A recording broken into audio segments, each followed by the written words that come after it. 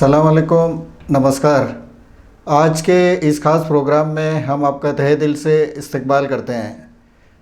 Covid के प्रति जागरूकता और इस महामारी से बचने के उपाय के बारे में हम लगातार ज़िक्र करते रहे हैं।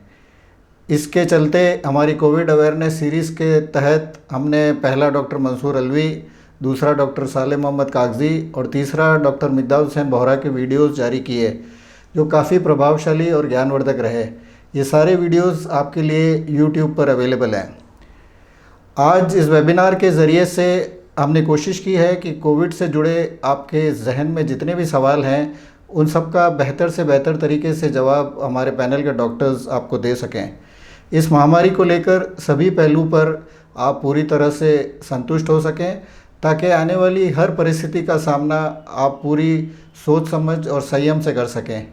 आज के हमारे इस वेबिनार के पैनलिस्ट हैं डॉक्टर अब्बास सैफ़ी उदयपुर से, doctor Nazima Arvi, doctor Saleh Mohammad Kagzi, doctor Mansoor Ali Alvi, doctor Shoaib Qutub, doctor Miqdad Hussain Bohra Canada से, डॉक्टर अनीस जुक्करवाला उदयपुर से, डॉक्टर सकीना राज ये भी कनाडा से, डॉक्टर एहसान कत्थावाला यूएसए से, डॉक्टर एहसान पचीसा कतर से, डॉक्टर एजाज़ आरवी, डॉक्टर सना कत्थावाला और डॉक्टर अराफत हकीम ये सभी यूएस से इस वेबिनार में पार्टिसिपेट कर रहे हैं।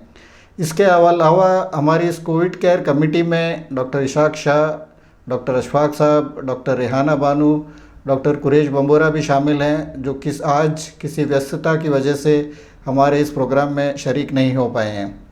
ये सभी डॉक्टर्स अपने अपने फील्ड के माहिर हैं और पिछले कुछ महीनों से लगातार कोविड के मरीज़ों की खिदमत में लगे हैं। हम इन सभी डॉक्टर्स के बेहद शुक्रगुज़ार हैं जो आज अपना बहुत ही कीमती वक्त निकाल कर हमारे बीच ये उपस्थित हुए हैं और आपसे रूबरू होकर आपके सवालों का जवाब दे रहे हैं। 14 अक्टूबर 2020 को Dawoodi Bohra COVID care services launch होने के बाद हमने एक हेल्पलाइन सर्विस शुरू की। हमारे सभी डॉक्टर्स एक नर्सिंग स्टाफ की टीम को लेकर हमारे फ़ोन करने वाले सभी मरीज़ों से सीधा रब्ता कायम कर उन्हें सलाह मशवरा देते हैं।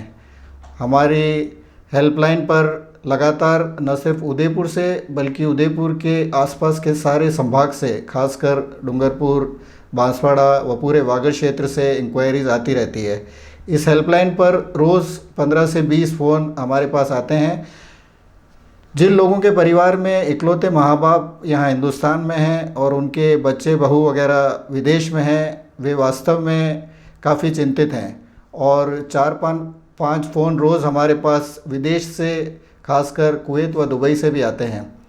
कई पॉजिटिव केसेस यहाँ प्राइवेट हॉस्पिटल्स में एडमिट करवा दिए जाते हैं, जहाँ सरकारी अस्पतालों की लापरवाही के हवाले से डराकर उनसे मोटी रकम वसूली जाती है। ऐसे कम से कम 5-6 मरीज़ों को हमने CMHO साहब डॉक्टर दिनेश खराड़ी और R&D प्रिंसिपल डॉक्टर लाखन भोसवाल साहब की मदद से सरकारी अस्पताल में शिफ्ट करवाए। उदयपुर के बाहर से आने वाले मरीज़ों को व उनके परिवार वालों के लिए हम भोजन की व्यवस्था भी करते हैं। समाज में जो पॉजिटिव केसेस हैं और जिनको होम क्वारंटाइन की सलाह दी जाती है, उन्हें हम महज 700 रुपये में कंप्लीट क्वारंटाइन किट उपलब्ध कराते हैं। इस किट में pulse oximeter, digital thermometer, sanitiser, cotton swabs, gloves, mask के अलावा सारी ज़रूरी दवाइयाँ भी उपलब्ध हैं।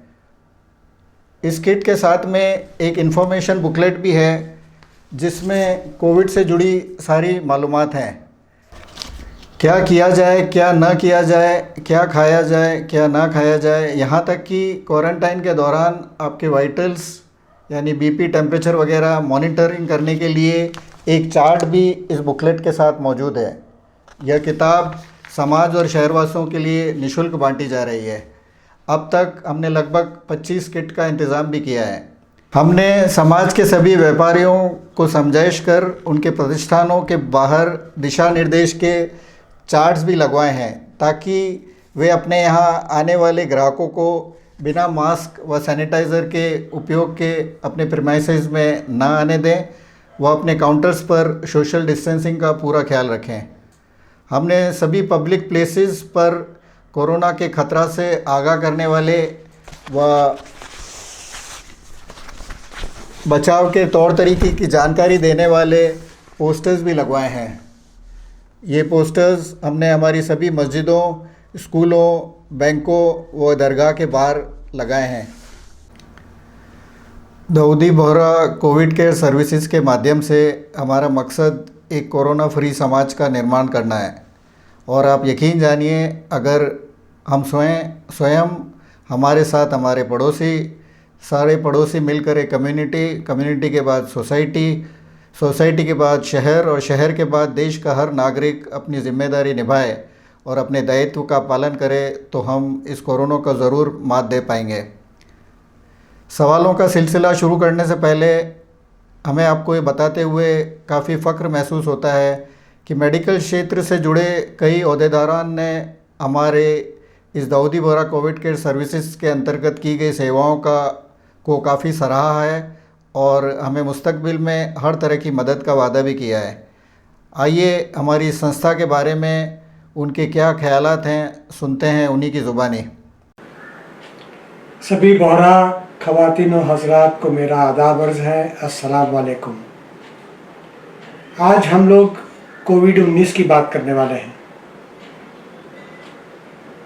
बोहरा यूथ ने कोविड-19 को लेकर बहुत ही अच्छा काम किया है। उन्होंने एक हेल्पलाइन शुरू की है जो बहुत सारे लोगों को मदद पहुंचा रही है, क्वारंटाइन की सुविधा दे रही है, कोविड-19 को लेकर इन्फॉर्मेशन दे रही है सभी को, और ज़रूरत पड़े तो ट्रीटमेंट में भी मदद कर रही है। उनके इस काम की तारीफ वर्ल्ड हेल्थ ऑर्गेनाइजेशन के डॉक्टरों ने की है और सरकारी डॉक्टरों ने भी की है। हमें ये अच्छा काम जारी रखना है। और एक बात मैं यहाँ आप सब लोगों से कहना चाहूँगा कि हम में से बहुत लोग ये मानकर चल रहे हैं कि कोविड-19 ख़त्म हो गया है। कोविड-19 ख़त्म नहीं हुआ है, ये अब भी उतना ही ख़तरनाक है। सभी को खतरा है कोविड-19 से और हम इसको लेकर एहतियात बरतें। इससे हम कोविड-19 का शिकार होने से तो बच ही सकते हैं और साथ में कोविड-19 को दूसरों तक फैलाने से रोक सकते हैं। उसका हम जरिया न बने कोविड-19 की बीमारी दूसरों तक फैलाने का। बहुत ज़रूरी है कि हम ये इंसानियत का काम अच्छी तरीके से करें। हमें हुजूर पैगंबर साहब सल्लल्लाहु अलैहि वसल्लम की ज़िंदगी से कुछ सीखना है। हुजूर हमें हिदायत दे गए कि हम किसी के तकलीफ़ का कारण ना बने। ये हमारा मजहबी फ़र्ज़ है, यही इंसानियत है। और मैं फिर आपसे गुजारिश करूंगा कि आप कोविड-19 को फैलने न दें और न ही उसका शिकार बने। आदाब। दाऊदी बोहरा समाज के लिए जो कोविड केयर सर्विस शुरू की गई है, ये बहुत ही एक सराहनीय पहल है। जैसा कि कोविड का पेंडेमिक चल रहा है, इसमें जो पॉजिटिव पेशेंट्स आते हैं उनको होम आइसोलेशन करना है या भर्ती करना है, क्या जांचें करानी हैं, उस सब में जो वरिष्ठ डॉक्टर्स हैं वो अपनी सेवाएं देंगे और पेशेंट्स की हेल्प करेंगे, उनको गाइड करेंगे। खास करके जो होम आइसोलेशन में पेशेंट्स हैं उनकी हेल्थ मॉनिटरिंग, वाइटल पैरामीटर्स की मॉनिटरिंग, उनको कोई भी कंप्लेंट है तो वो जो डॉक्टर्स का पैनल है वो उसको दूर करेगा। और इससे भी ज़्यादा ज़रूरी है कि क्योंकि 90% लोग हैं जो अपने आप ठीक हो जाते हैं, उनको केवल एक मानसिक सपोर्ट की आवश्यकता होती है। तो इसके लिए जो इन्होंने काउंसलिंग के लिए एक प्लानिंग की है कि सारे जो पेशेंट्स होम आइसोलेशन पे रहेंगे उनकी काउंसलिंग कराई जाएगी, जिससे कि उनके अंदर जो एंग्जाइटी और फियर जो होता है वो बहुत ज़्यादा है, उसको दूर किया जा सके। किसी पेशेंट के यदि वाइटल पैरामीटर मॉनिटरिंग में मान लीजिए स्वास्थ्य में कोई गिरावट आती है तो उसकी जो डॉक्टर्स का पैनल है वो डिसाइड करेगा कि इसको एडमिट करना है तो एडमिट कहाँ करना है, उनकी फिर एडमिशन कराने से लेकर के और उनकी देखभाल तक पूरा जो है ये सपोर्ट करेंगे। ये बहुत अच्छी पहल है, मैं इसकी सराहना करता हूँ। और हमारे महाराणा भोपाल चिकित्सालय से संबंधित जो भी सहयोग होगा वो हम देंगे, क्योंकि कोई भी संस्थान, कोई भी समाज यदि आगे बढ़ के कोविड के रोगियों की मदद करता है तो वो एक बहुत पुण्य का काम है। और जैसा राज्य सरकार की मंशा है कि हर एक पेशेंट को बेस्ट पॉसिबल केयर मिले, उसमें ये पहल बहुत मदद करेगी। दाऊदी बोहरा समाज द्वारा कोरोना संक्रमण को रोकने के लिए एक अनूठी पहल की है। दाऊदी बोहरा समाज के जो भी विख्यात डॉक्टर हैं उनके माध्यम से और जो भी नवयुवक हैं और समाज के जो संस्थान के पदाधिकारी हैं, इन्होंने सबने मिलकर कोरोना संक्रमण को रोकने के लिए जो मुहिम चलाई है, अवेयरनेस प्रोग्राम चलाया है और जो हेल्पलाइन नंबर जारी किए हैं, उसका मैं बहुत बहुत धन्यवाद और साधुवाद देता हूँ। इसी तरह से अन्य समाज से भी रिक्वेस्ट करता हूँ, समाज लेवल पर भी अगर अवेयरनेस प्रोग्राम चलाया जाए तो हम कोविड के संक्रमण को रोकने में बहुत हद तक सफल होंगे। राज्य सरकार के अवेयरनेस प्रोग्राम है जो चल रहा है अभी, और उसमें इजाफा होगा और संक्रमण को रोकने में बहुत अच्छी हमको मदद मिलेगी। चलिए, मैं doctor Akshay Vyas, surveillance medical officer NPSP unit WHO, Bohra समाज को धन्यवाद करना चाहता हूं जो इन्होंने जो बहुत यूनिक और इनोवेटिव स्टेप्स लिए हैं। पहला तो जो इन्होंने हेल्पलाइंस डेवलप करी हैं कोविड पेशेंट्स के लिए 24/7 with the involvement of all senior medical professionals as well as nursing staff. तो कोई भी कहीं से कभी भी कॉल कर और कंसल्टेंसी कर सकता है, सबसे बड़ा अच्छा इनोवेशन है।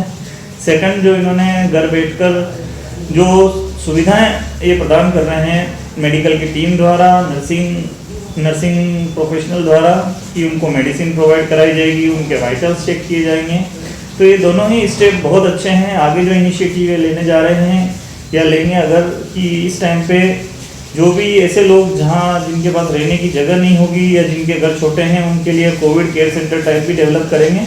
तो इन सभी इनोवेशन से जिले में कोविड पेशेंट्स को काफ़ी सुविधाएं मिलेंगी। और इस टाइम पर सबसे ज़रूरी है कि जन भागीदारी सबकी ज़रूरी है। एक अकेला मेडिकल प्रोफेशन मिलकर इसे ख़त्म नहीं कर सकता, रोक नहीं सकता है।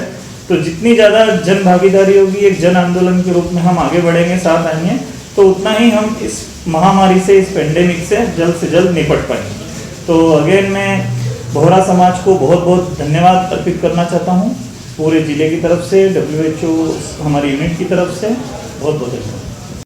अब जिसके लिए आपको इंतज़ार है, आइए सवालों का सिलसिला शुरू करते हैं। और आगे की कार्रवाई के लिए मैं माइक सुपुर्द करता हूँ मोहतरमा अनीसा टीन वालों को। Over to you Anisa. अस्सलाम वालेकुम। मैं आज के हमारे कार्यक्रम में शामिल सभी ख्वातीन और हजरात का तहे दिल से इस्तकबाल करती हूँ, खैर मकदम करती हूँ। सवालों का सिलसिला शुरू कर रहे उससे पहले मैं एक जुमला जो मेरे पापा बहुत कहते हैं उसका यहाँ जिक्र करना चाहूंगी। हिम्मत मर्दा मदद खुदा। अगर हम सब मिलकर पूरी कोशिश करेंगे तो जरूर पाक परवरदिगार हमें मदद करेगा इस महामारी से निजात पाने के, इस हमारे मुकाम, इस हमारा जो स्ट्रगल है उसमें। तो अब हम सवालों का सिलसिला शुरू करते हैं और मैं पहला सवाल मेरा है डॉक्टर मंसूर अलवी साहब से। मेरा जो पहला सवाल है डॉक्टर मंसूर अलवी साहब से, मुझे ये जो सवाल है वो, मुझे स्मेल और टेस्ट नहीं आ रहा है और कोई सिम्टम्स भी नहीं है, क्या मुझे कोविड टेस्ट करवाना चाहिए? और अगर टेस्ट नेगेटिव आए तो क्या करना चाहिए? अस्सलाम वालेकुम। तो खाली टेस्ट का नहीं आना कोरोना की अंदेशा नहीं बताता है। टेस्ट नहीं आना किसी भी वायरल डिजीज हो सकता है। मेरी आवाज आ रही है आप लोगों को? हाँ जी, बिल्कुल बिल्कुल। हाँ, तो ये कोई स्पेसिफिक सिम्टम नहीं है कोरोना का। हाँ, सजेस्टिव सिम्टम जरूर है ये, और इसके साथ दूसरे जो साइंस से सिम्टम्स हैं उस पर जरूर ध्यान दें। फीवर पर, शॉर्टेज ऑफ ब्रेथ पर, सांस लेने में दिक्कत होने पर, खांसी पर, इन सब चीजों का आना बहुत जरूरी है। फिर भी अगर जहाँ तक मेरा 8 महीने का एक्सपीरियंस है, मैंने सिर्फ एक लेडी को देखा है जिसको स्पेसिफिक सिम्टम था, मुझे टेस्ट नहीं आ रहा, स्मेल नहीं आ रही है, और माइल्ड जो था उसको, तो उसका मैंने सजेस्ट किया कि आप टेस्ट करवाएं और वो पॉजिटिव आई। तो कहने का मतलब ये है, सिर्फ लॉस ऑफ टेस्ट से, लॉस ऑफ स्मेल से सजेस्ट नहीं होता है ये दूसरे वायरल डिजीज भी हो सकता है, लेकिन साथ में दूसरे सिम्टम्स अगर आ रहे हैं तो बेटर है टेस्ट करवाना चाहिए आपको। जी बहुत बहुत शुक्रिया। एक जो दूसरा सवाल हमें मिला है, जो हमने लिंक दिया था जिसपे सब सवाल डाल रहे थे, तो दूसरा जो सवाल है हमारा, ये मैं डॉक्टर मिकदाद जी से करना चाहूंगी। होम क्वारंटाइन में घर वालों को किन किन बातों का ध्यान रखना चाहिए? यानी कि अगर घर में कोई बीमार है और उसको होम क्वारंटाइन किया हुआ है, तो क्या क्या घर वाले ध्यान रखें? आई थिंक घर पे अगर क्वारंटीन किया हुआ है और हम घर पे रह रहे हैं 14 दिन या 21 दिन जो भी है उसमें, तो उसमें ज़रूरी है कि हम हमारा रूटीन बना के रखें और हर चीज़ को वक्त पे करें। क्योंकि कई बार ऐसा होता है कि घर पे रह रहे हैं, कुछ करने को नहीं है हमारे पास, तो हम हमारा रूटीन बिल्कुल छोड़ लेते हैं और कई बार लंबी देर सोए रहते हैं, खाना टाइम पे नहीं खाते हैं, नमाज टाइम पे नहीं पढ़ते हैं, लोगों से इंटरेक्ट नहीं करते हैं।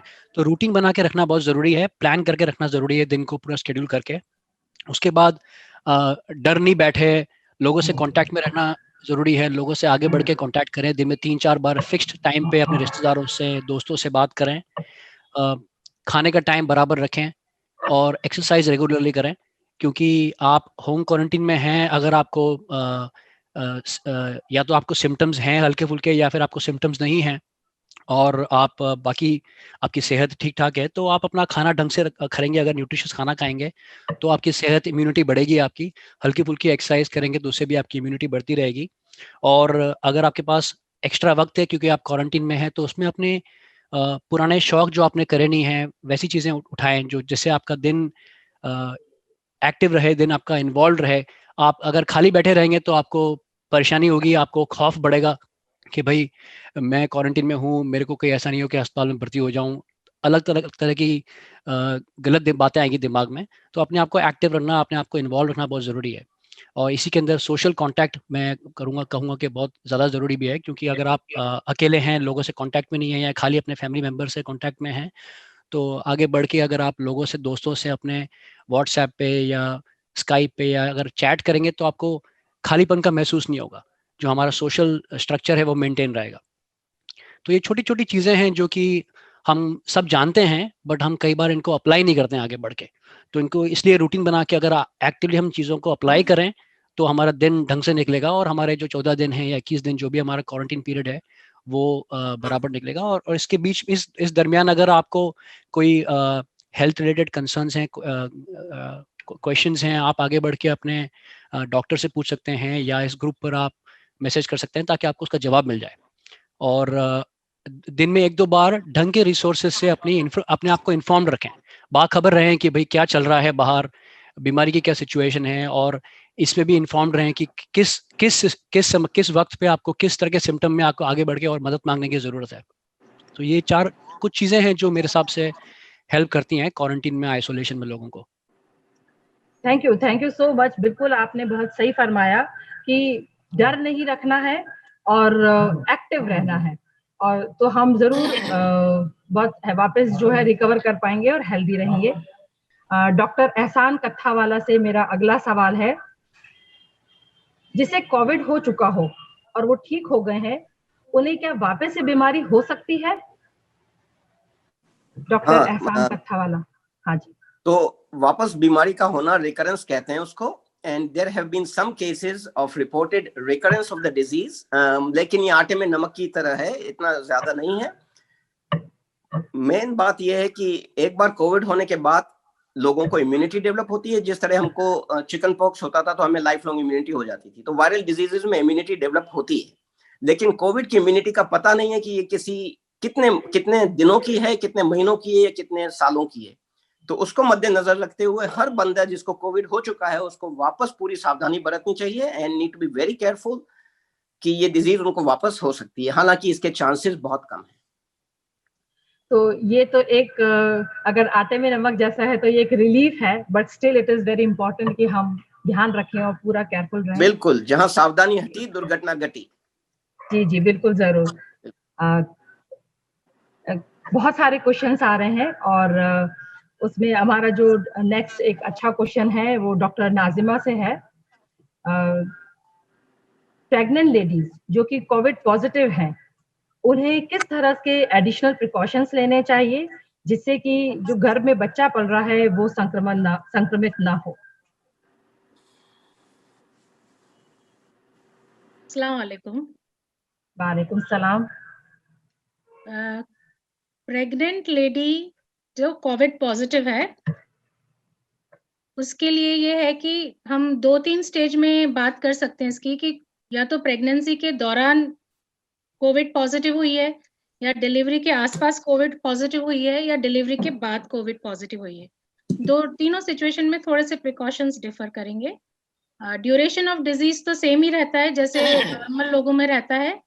इम्यूनिटी थोड़ी रिड्यूस रहती है प्रेगनेंसी के दौरान, इसलिए थोड़ा सा डाइट का और ध्यान रखना पड़ेगा, और सिम्टम्स एग्जैजरेट होने का चांस ज्यादा रहता है प्रेगनेंसी के दौरान। परंतु ये कोई अभी वो प्रूवन नहीं है कि बच्चे में मां से इन्फेक्शन जा रहा है, न तो प्रेगनेंसी के दौरान या कोई कंजेनाइटल मालफॉर्मेशन हो रहा कोविड की वजह से, क्योंकि अभी डिजीज का ड्यूरेशन भी 9 मंथ जितना नहीं हुआ जो कि प्रेगनेंसी का नॉर्मल ड्यूरेशन है। तो we are still not cross that limit, so अभी studies are not there about congenital malformation. न कोई ऐसी स्टडी है कि अबॉर्शन बढ़ रहा है, ना अबॉर्शन करवाने की जरूरत है अगर किसी महिला को प्रेगनेंसी के दौरान कोविड पॉजिटिव आता है। ये रही प्रेगनेंसी के दौरान। अगर नियर डिलीवरी या नियर टर्म कोविड पॉजिटिव होती है महिला, तो उसकी डिलीवरी का अलग ही अरेंजमेंट है, अलग हॉस्पिटल है और स्टाफ अलग रहता है और सारी सेपरेट केयर ली जाती है। परंतु डिलीवरी के दौरान भी वो ट्रांसमिट नहीं करती, मदर से बेबी में वजाइनल सिक्रेशन के थ्रू ट्रांसमिट नहीं होता है, ऐसे कोई एविडेंसेस नहीं है। डिलीवरी होने के बाद क्वेश्चन अराइज होता है कि बच्चे को केयर करने के लिए, ब्रेस्ट फीडिंग करने के लिए, तो 2 सिचुएशंस बनती है। या तो मदर के पास बच्चा नहीं रहेगा तो मदर एक्सप्रेस्ड ब्रेस्ट मिल्क यानी कि EBM कहते हैं हम लोग, तो एक्सप्रेस ब्रेस्ट मिल्क को फीड कराया जा सकता है बेबी के लिए। परंतु जब मिल्क एक्सप्रेस करते हैं जिस पंप से, ब्रेस्ट पंप से, उसकी क्लीनलीनेस का, मदर के ब्रेस्ट की क्लीनलीनेस का और जो भी केयर टेकर है उसका सैनिटाइजेशन एंड केयर पूरा ध्यान रखने की जरूरत है। अगर मदर डायरेक्ट ब्रेस्ट फीड कराना चाहती है तो सबसे ज्यादा जरूरत है रेस्पिरेटरी एटिकेट्स की ध्यान रखने की। मदर को प्रॉपर मास्क और शील्ड वगैरह लगा के और प्रॉपरली हैंड सैनिटाइज करके ही बेबी को हैंडल करना चाहिए, और फीड के बाद बेबी को मदर से अलग किया जा सकता है। और caretaker has to take care कि वो खुद नेगेटिव हो और पूरा सैनिटाइजेशन का ध्यान दें, हाथ वगैरह वॉश करें बराबर बेबी को हैंडल करने के समय। ये जरूरी बातें हैं।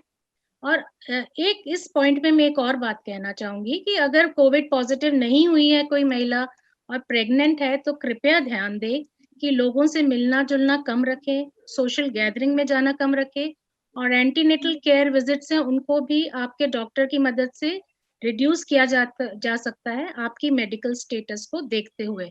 तो फ्रीक्वेंसी रिड्यूस की जा सकती है एंटीनेटल केयर की भी। और अवॉइड गैदरिंग्स और पूरा अपने डाइट का ध्यान रखें ड्यूरिंग प्रेगनेंसी कि आपको इन्फेक्शन ना हो। Thank you Nazima. बहुत डिटेल्स में हमें ये जानकारी मिली है कि प्रेग्नेंट लेडीज को इस समय क्या करना चाहिए और कैसे ध्यान रखना चाहिए। So the good news is कि जो है मदर से बच्चे को ट्रांसमिट नहीं होता है और बाकी सब प्रिकॉशंस तो लेने की जरूरत है ही। और मेरा अगला सवाल है डॉक्टर एहसान पशीशा से। खैर ये क्वेश्चन हम सबके दिमाग में है और हर कोई ये जानना चाहता है कि वैक्सीन जो है उसको आने में अब कितना और वक्त लगेगा। ये जो क्वेश्चन आया है कि अगर मुझे सर्दी जुकाम या बुखार है तो क्या मुझे रेगुलर मेडिसिन लेकर इन सिम्टम्स के जाने का इंतजार करना चाहिए या तुरंत कोविड जैसे आइसोलेशन कर दे और होम क्वारंटाइन की जो रिकमेंडेड मेडिसिन हैं उसको लेना शुरू करें। और डॉक्टर एहसान कत्थावाला, बहुत सारे सवाल हैं लोगों के, और जो हमारी जो लाइन खुली थी उस पर बहुत सारे सवाल आए हैं। ये बहुत अच्छी बात है कि हमारे लोग जो है बहुत जागरूक हैं और जानना चाहते हैं कि कोविड से हम कैसे बचें, ये इस समस्या से हम कैसे अब निजात पा सकते हैं।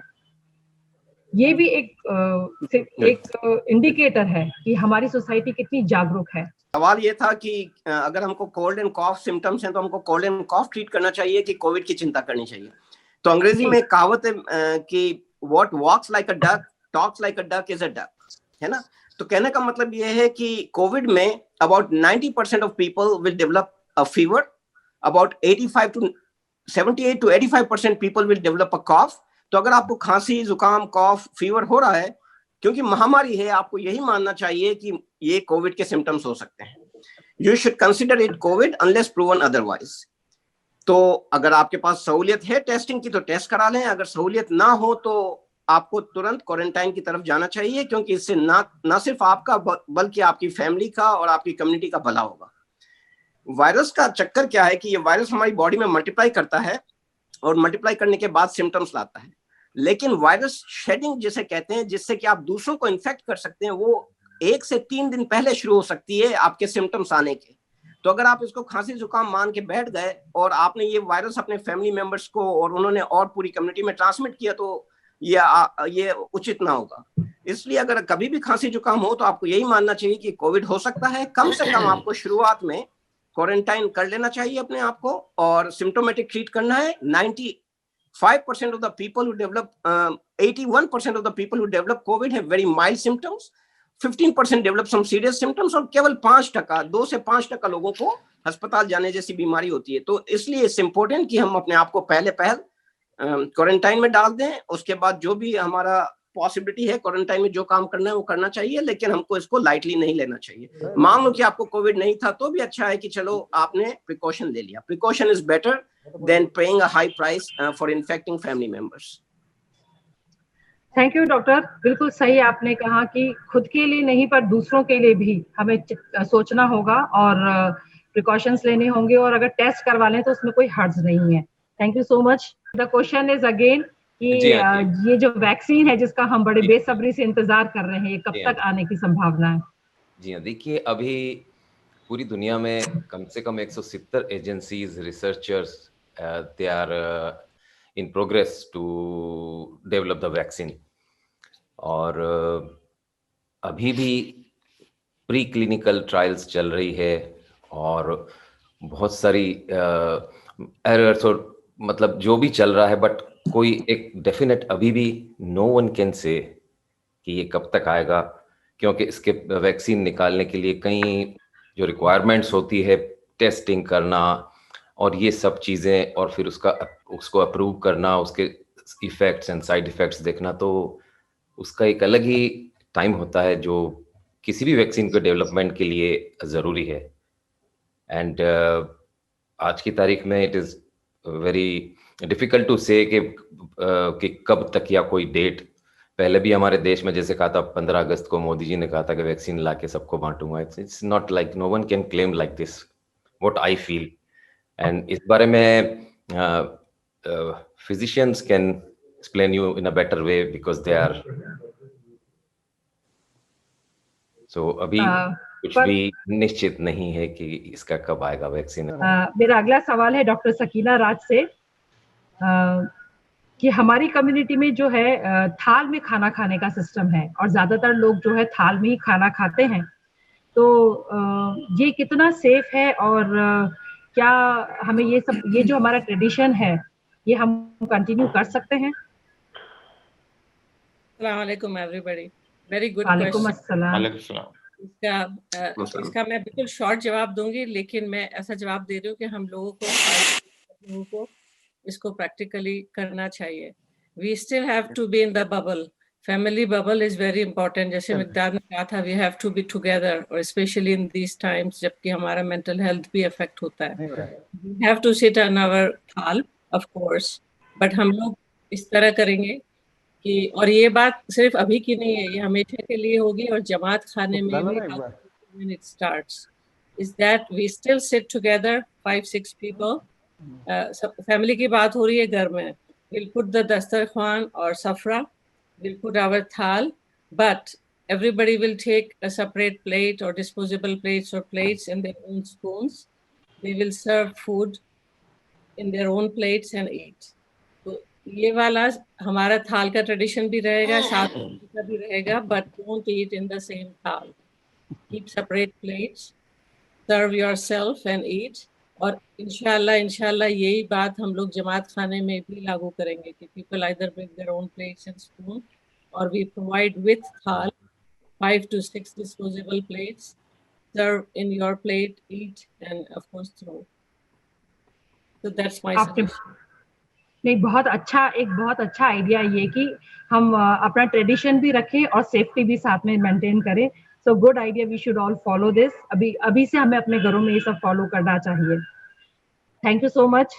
नेक्स्ट क्वेश्चन जो है मेरा वो है डॉक्टर सालिम मोहम्मद साहब से.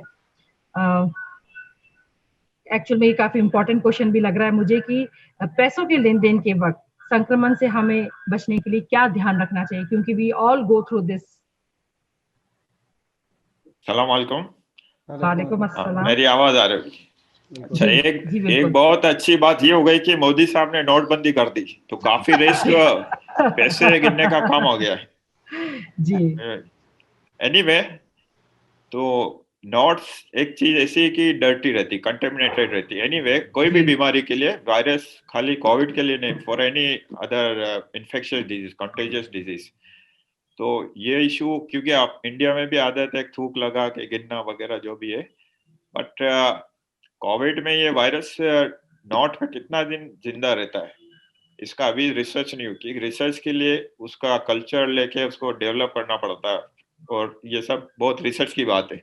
तो अभी because this is just 10 months old disease, we have just come for the first time in our life और हिस्ट्री, तो ये कहना बहुत मुश्किल है कि कितना जिंदा रहता. But if we can take example from the past, another virus, similar virus like SARS, तो उसमें देखा गया कि इट डिपेंड्स ऑन टेम्परेचर, यानी तापमान, एनवायरनमेंट का, ह्यूमिडिटी, पानी की नमी, और दूसरा exposure to sun, ultraviolet race.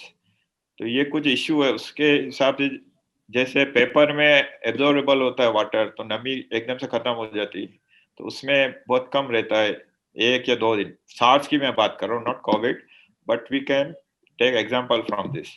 और जैसे स्टील नॉब्स होते हैं या कॉमन एरिया होता है जहाँ आदमी या पब्लिक बार बार टच करती है, डोर्स नॉब है या टॉयलेट के नॉब से या फॉसेट है, नल की टोंटी है, ऐसी जगह जो पब्लिक बार बार हाथ लगाती है और वो गीला रहता है, तो वहाँ ये हो सकता है 2 से 4 दिन जिंदा रहता. वायरस क्या है कि it is not like bacteria और एनी लिविंग ऑर्गेनिज्म. इसको ये तो ना तो खाना पीना चाहिए, ना कोई ये, ना इसमें कोई मूवमेंट होता है. This is inert particle, actually protein है जो डीएनए आरएनए से बनता है.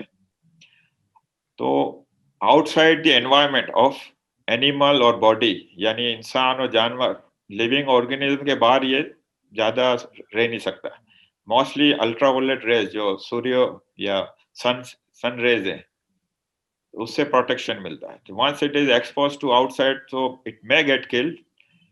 बट फॉर्माइट्स जो कहते हैं, ऐसी जगह जिसपे कि इन्फेक्टेड पेशेंट है, जिसको कोविड हो चुका है, छींकता है, खांसता है, तो उसकी ड्रॉपलेट्स जो गिरती है उस पर, इन एनिमेट ऑब्जेक्ट जिसको हम टच करते हैं, टेबल, कुर्सी, डोर नॉब्स, नल जो कॉमन एरिया में, या सीढ़ी उतरते वक्त रेलिंग्स, या नोट्स तो है ही, लेकिन खांसते वक्त नोट पे इन्फेक्टेड वो कम आई मीन चांसेस है उसके. बट दूसरी चीज है जिसपे आपके ड्रॉपलेट गिरते हैं और उसको टच करते हैं, तो उससे चांसेस रहते हैं. बट आउटसाइड और बॉडी कितना ये सर्वाइव करता है इसका अभी कोई रिसर्च नहीं आया. But as I told you कि यानी कि नोट पर वो कितना सर्वाइव करता है अभी हम कह नहीं सकते. But for the safety point of view समझ लो कि 1 दिन रहता है.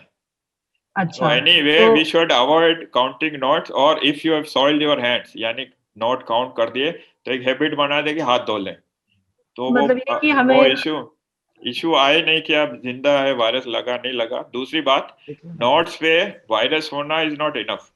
वायरस का लोड डिपेंड करता है, कितना लोड है। जिसको आपने टच किया और उसको टच करने के बाद आप हाथ अपने आंखों में, नाक में, मुंह में हाथ डाल रहे हैं, किसी तरह you know unaware you can touch, वो भी मैटर करता है। दूसरा, आपकी इननेट इम्यूनिटी, नेचुरल इम्यूनिटी जो हर आदमी की अलग होती है, हर इंसान की। तो अगर आपकी इम्यूनिटी इट्स ओके नॉर्मल, तो हो सकता है वायरस टच भी हो जाए तो आपको लगे नहीं वो बीमारी। तो इसलिए best thing is to do is avoid touching any unnecessary where you can. और अगर ऐसा नॉट टच कर दिया, गिन लिया, है ना, तो या एटीएम चले गए, तो हाथ को first thing you do is wash your hand, sanitize हो या साबुन के पानी से, या try to avoid touching the notes, दूर से गिन लो या वजन से तोल दो। So, anyway, I'm just joking, but this question should we can avoid this touching the notes. That's all. That is better way than to go into what will happen.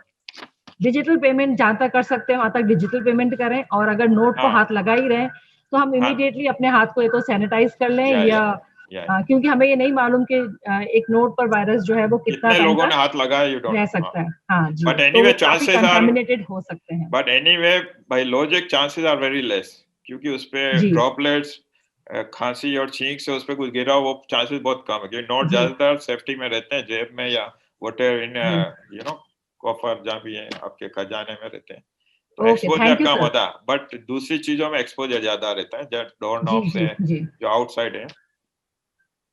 Okay, thank you sir. So मतलब ये कि हमें ये काफी contaminated हो सकते हैं, और नोट और उससे हमें पूरी सावधानी रखने की जरूरत है। Thank you so much. One next question is doctor Shoaib Qutub से, कि मैं जो क्वेश्चन है वो ये है कि RT-PCR से नेगेटिव आया है रिजल्ट, लेकिन बाकी सारे सिम्टम्स कोविड जैसे हैं, ऐसे में क्या करना चाहिए? जी, तो RT-PCR टेस्ट का अभी तक 70% सेंसिटिविटी आई है रिसर्च से। 70% यानी 70%, 70%, यानी कि 100 आदमी को अगर कोविड है डिजीज कंफर्म और उसका टेस्ट किया जाए तो 70 में रिजल्ट पॉजिटिव आएगा, यानी 30 में स्टिल नेगेटिव आ सकता है बीमारी होने के बावजूद। तो this is still 70% sensitivity. But जिसको नेगेटिव आ गया तो उसमें वी हैव टू, आपको देखना है कि क्या उसका एक्सपोजर रहा है पेशेंट के साथ, या वो ऐसे एरिया में गया जहाँ कोविड है, या उसको कोई सिम्टम्स है, खांसी वगैरह, बुखार, टायर्डनेस अगर है, अगर बीमारी के लक्षण या सिम्टम्स हैं उसके बावजूद भी नेगेटिव आ रहा है, तो we should not take it as a negative. Better है कि उसको पॉजिटिव समझ के ट्रीट करें। हाँ, ओके, अगर वो उस विक्सिनिटी या उस एरिया में नहीं रहता, रिमोट कहीं रहता है, कहीं एक्सपोजर नहीं हुआ, सोशल डिस्टेंस मेंटेन रख रहा है या मास्क पहन रहा है, ऑल प्रिकॉशन ले रहा है, फिर नेगेटिव आ रहा है, तो उसको we can prove think that it may be negative. But in case of presence of symptoms, जैसे डॉक्टर एहसान कत्था वाले ने कहा कि सिम्टम्स है तो we should regard it as a disease. I mean COVID को मान के चलना ज्यादा अच्छा रहेगा, बशर्ते कि ना माने। और नेगेटिव होने के बाद ही कैन बिकम पॉजिटिव। आज नेगेटिव है, मे बी आफ्टर 1 वीक ही कैन गेट एक्सपोज्ड, और नेगेटिव आने में बेखौफ होके कहीं जाए, इधर उधर घूमता रहे, जैसे होता है आम पब्लिक में। एक बार नेगेटिव हो गया तो बेखौफ हो जाते हैं, तो he can contact still and become positive.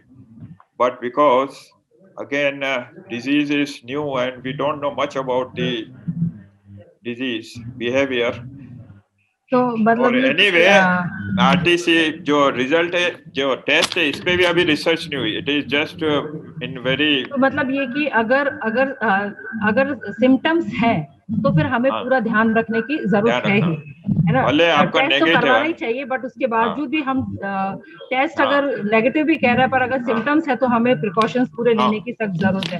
Next question जो है मेरा डॉक्टर सकीना से है कि वेस्टर्न एशिया, यूरोप में भी जो अभी सेकेंड फेज शुरू हो गया है कोविड का, तो क्या इंडिया में भी ऐसा हो सकता है? और खास करके अब जो सर्दी के महीने शुरू हो रहे हैं, तो ऐसे में कितना रिस्क है और हमें क्या करना चाहिए?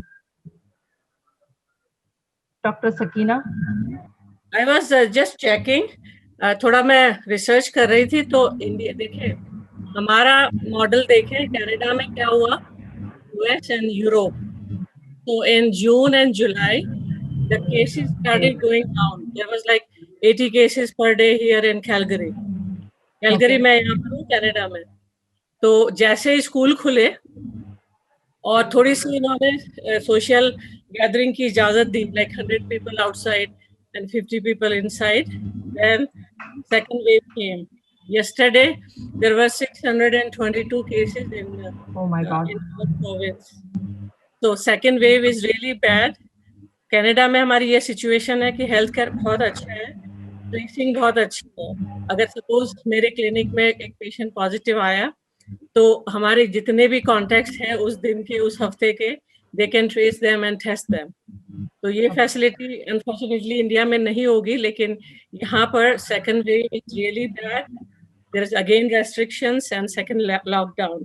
Same thing happen in so the WHO, I was checking on the side and your aim AIIMS, they are saying that second wave is coming to India definitely. Because the start, Diwali is coming and winter, and flu will also make, if people are having flus, their immunity will be low, they will catch more. And there are a lot of asymptomatic patients जिनको पता भी नहीं कि COVID है. So these all will bring second wave, so we should be ready for it. Answer is continue social isolation, wearing mask, washing hands, all those things which we are doing it. अब हम लोग इसकी आदत हो गई कि यार कौन करे या रोजनी बात है, make a habit. So many times of hand washing, you've been take caring of your mask and social isolation till vaccine comes or next year, who knows. Thank you, Sakina Pa. Your advice was really good. It is very important that we all should be very careful because winters are coming, and again there's a festival season in our country, so there are chances that asymptomatic people, as you said just now, they can be a source of spreading this virus and disease.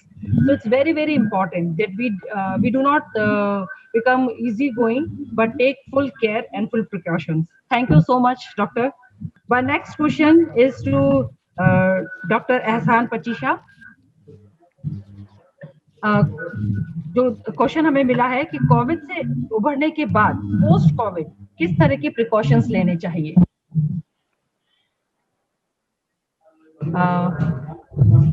Doctor एहसान पचीशा. Doctor साहब मेरे को सुन सकते हैं क्या? खाना खा लो ना अपना. Okay, now it's unmuted. Yes. Okay. तो क्या क्वेश्चन ये है कि कोविड होने के बाद क्या प्रिकॉशन लेनी है? जी. I think it's an important question क्योंकि काफी सारे लोगों को ये परेशानी आ रही है. जी. तो कोविड होने के बाद भी प्रिकॉशन किससे लेनी है आपको कि दोबारा नहीं? जी. आवर एम इज कि दोबारा नहीं हो. जी. तो जो प्रिकॉशंस हम लोग पहले बचने के लिए लेते हैं, same precaution in same amount हमको कोविड होने के बाद भी, उससे उभरने के बाद भी, उससे ठीक होने के बाद भी उतना ही ध्यान रखना पड़ेगा. और ये सब लोग जानते हैं. सबसे बड़ी चीज़ है hand washing, using sanitizer, keeping distance, not going in the public transport. ये जो चीज़ है कोविड के पहले जो हम प्रिकॉशन लेते हैं वो बाद में भी वो लेनी पड़ेगी. मगर ये ध्यान रखना चाहिए कि हमारी इम्यूनिटी को हम जितना बढ़ा सके कोविड के बाद भी, कोविड होने के बाद आपकी इम्यूनिटी डेफिनेटली कम होगी. बिकॉज कोविड होने पर लॉस ऑफ एपेटाइट और स्मेल और ये सब प्रॉब्लम के चलते फूड इंटेक बहुत कम होने से वेट लॉस बहुत देखा गया है. Even I lost may be 15 kg after COVID. So just to recover it as early and as soon as possible and maintain your immunity by having good food, fruits and plenty of water by mouth. Keep yourself hydrated. खूब पानी पिएं, अच्छा healthy खाना खाएं, ये तो सबसे important और प्राइमरी चीज है जो आप अपने लेवल पे कर सकते हैं। बाकी बचने के लिए जो प्रिकॉशंस रिकमेंडेड है और जो करना है ये सब आपको करना ही पड़ेगा, सेम लाइक बिफोर।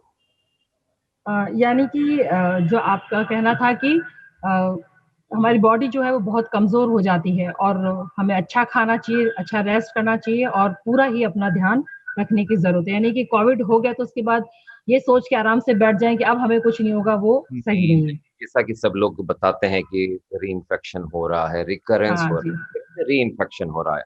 खुद की बॉडी से जी, रिकरेंस नहीं होगा इसमें, मतलब री-इन्फेक्शन नहीं होगा, ये बाहर से वापस कहीं से आ जाएगा। हो सकता है हमारी इम्यूनिटी वापस कभी लो हो जाए, तो हमको जी। जैसे तो पहला हमें पूरा ध्यान रखना ही है। जी, थैंक यू सो मच। मेरा नेक्स्ट क्वेश्चन है डॉक्टर मिकदाद बोहरा से। जैसे कि हम सब जानते हैं कि हम सब कोविड से काफी डरे हुए हैं। तो कोविड में हम काफी असुरक्षित महसूस कर रहे हैं। तो कैसे लोग स्वस्थ रहें और कम से कम टेंशन करें, और इस बारे में आप थोड़ा कुछ हमें बताएंगे? Doctor Mekdad Bohra. हाँ जी, आपको आवाज आ रही है मेरी? जी, जी बिल्कुल। हाँ जी। तो डर लगना तो बिल्कुल नॉर्मल बात है। सबसे पहली बात तो ये हम रिकग्नाइज करें कि डर लगना एक नॉर्मल एक्सपीरियंस है, एक नॉर्मल इमोशन है और हम अकेले नहीं हैं इसमें, सभी डरे हुए हैं। जी, कोविड के अलावा सब लोग डरे हुए हैं इंसानों में, और ये चीज एक्नॉलेज करना कि भाई हम अकेले नहीं हैं, उसी से डर काफी कम हो जाता है। जब हमें घबराहट हो रही हो, हमें डर लग रहा हो कि क्या होगा, क्या होने वाला है, नौकरी का क्या होने वाला है, किसी भी चीज के बारे में डर लग रहा हो कोविड की वजह से, तो ये एक्नॉलेज करें, इसको एक्सेप्ट करें कि भाई डर लगना नॉर्मल है और इसमें कोई प्रॉब्लम नहीं है, सबके साथ हमारे साथ में है। दूसरी चीज है कि जब डर लगे और हमें घबराहट हो रही हो तो एक काम माहौल, एक सुकून वाला माहौल बनाना बहुत जरूरी है हमारे आसपास। तो सुकून, आपको किन चीजों से सुकून मिलता है, ऐसी चीजों में आप वक्त बिताएं ताकि आपकी जो स्ट्रेस लेवल है वो धीरे धीरे कम हो जाए। तो सुकून, जैसे कुछ लोगों को नमाज पढ़ने से, इबादत करने से सुकून मिलता है, कुछ लोगों को अपनी हॉबीज करने से सुकून मिलता है, कुछ लोगों को लोगों से बात करके, अपने रिश्तेदारों से बात करके, डिस्कशन करने से, सवाल पूछने, उनके सवालों का जवाब मिल जाए, उससे सुकून मिलता है। कुछ लोगों को एक्स्ट्रा इन्फॉर्मेशन लाने से सुकून मिलता है। तो आप वो चीज, ऐसी चीज करें जिससे आप काम रहें, जिससे आपको घबराहट कम हो, है ना। तो वो चीज, वो जी, सेकंड बिल्कुल चीज सही, मैं कहूंगा बिल्कुल कि सही। काफी इंपॉर्टेंट है। और हमें जब डर लग रहा है और हमें रिकग्निशन हो गया है कि भाई हम डरे हुए हैं, तो उससे क्या होता है कि हम लोग प्रिपेयर्डनेस की तरफ जाते हैं कि भाई हम कैसे अपने आप को प्रिपेयर रखें, या हम कैसे हमारी स्ट्रेंथ, हमारी इम्यूनिटी को बढ़ा के रखें। तो उससे जो चीजें हमारी इम्यूनिटी को बढ़ाएंगी, सोना 7-8 घंटे प्रॉपर नींद आनी, और खाना ढंग से खाना, जो हम सारे जो मेरे डॉक्टर कॉलीग्स हैं इन्होंने बात कर चुके हैं इन चीज़ों के बारे में। तो ढंग से खाना खाना, एक्सरसाइज करना, फिट रहना, ये चीज़ों से अपनी इम्यूनिटी बढ़ती है। तो हम लोग क्वारंटीन में हैं या हम लोग क्वारंटीन में नहीं हैं, हमारी इम्यूनिटी को इम्प्रूव करना, हमारी जो खुद की स्ट्रेंथ है, हमारी डिफेंसेस हैं, उनको इम्प्रूव करना बहुत ज़रूरी है। तो हम लोग जो हमारी लाइफस्टाइल जीते आए हैं, स्ट्रेस से भरपूर लाइफस्टाइल, कुछ भी खाना खा रहे हैं, उल्टी सीधी चीजें खा रहे हैं, कोई एक्सरसाइज नहीं कर रहे हैं, वो सब चीजें छोड़ के हैं और इस वक्त को एक नया न्यू स्टार्ट की तरह से देखें और नई तरीके से अपनी जिंदगी जीना शुरू करें, ताकि आप ढंग से अपनी सेहत को भी एहतियात दे रहे हैं, फोकस दे रहे हैं, वक्त दे रहे हैं कि भाई हमारी सेहत को इम्प्रूव करना है।